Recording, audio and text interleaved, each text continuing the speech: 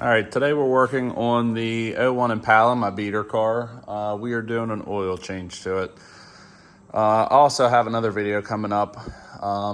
If these cars are also notorious for the coolant sensor showing that there's low coolant, even though there's not, it's just the sensor is dirty.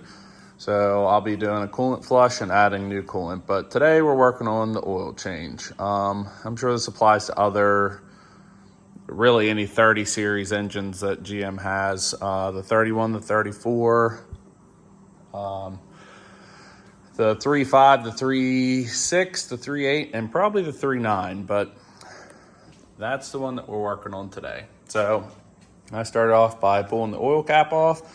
I'm gonna crawl underneath and show you where the drain plug is, and this car probably also needs an oil pan gasket at some point, but that's not today. Okay. So really bad lighting under here, but of course that's the front cross member right here. And there is the oil drain plug. It's a little dirty under here. I'm not that worried about it. This car also got a new converter on it, along with coil packs, plugs, and wires. So I think this is a 13. Let me find out, and we'll get that drained, and I'll show you where the oil filter is. So that drain plug is actually a 15 millimeter. I'm gonna continue to let this drain out, and I'll show you where the oil filter is. Some people suggest taking the passenger side tire off. You don't really have to, but once this actually finished draining, I'll put the drain plug back in and I'll pull it off. But if you could tell, this car had a problem this week with a misfire. I thought it was coil pack, plugs, and wires. It wasn't. I still had a misfire. It turned out to be a clog converter. So that's a Walker converter on there. Didn't really want to spend that, but sometimes I guess something was broke loose in the car. Sometimes it wouldn't have power to go up a hill at all. And then other times you just couldn't go past 4,500 RPM. But let me see if I can find it right there. So there is the oil filter. Like I said, once it's finished draining, I'll pull this off. I got an AC Delco one from Walmart. I'll show you how to get up in there. I actually have a tool for this, but it does make a little bit of a mess.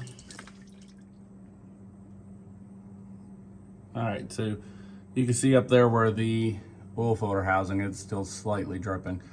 Make sure that there is no O-ring left from the old washer, and then you can screw the new filter on. The part number that I got was, this is an AC Delco, like I said, I think it was like $6 at Lowe's or Walmart, but PF47E. So let me get that screwed on and we'll go up top. New filter's on, just hand tight that. You don't need to crank it on or anything. Clean up any of the oil mess that you made. There is a torque spec for that, but honestly, same thing with that. Just don't go crazy with tightening it up. You'll strip the threads out. As long as it's tight, you're good. And so now we can go up top. This car takes 5W20, and it should take with the filter about 4.5 quarts. All right, so I poured 4.5 quarts in here. I'm gonna pull the funnel out here in a second once the rest of it finishes draining. Start the car up for about 30 seconds or so, let it run, and then go ahead and let the oil drain to the bottom and check the dipstick, make sure you're good, and that should be it. As long as it's full in there, you're gonna have a little bit of oil left, which is fine because this car leaks it, so perfect in between oil changes. So thanks again for watching. If you guys have any comments or questions or suggestions of anything, go ahead and comment below.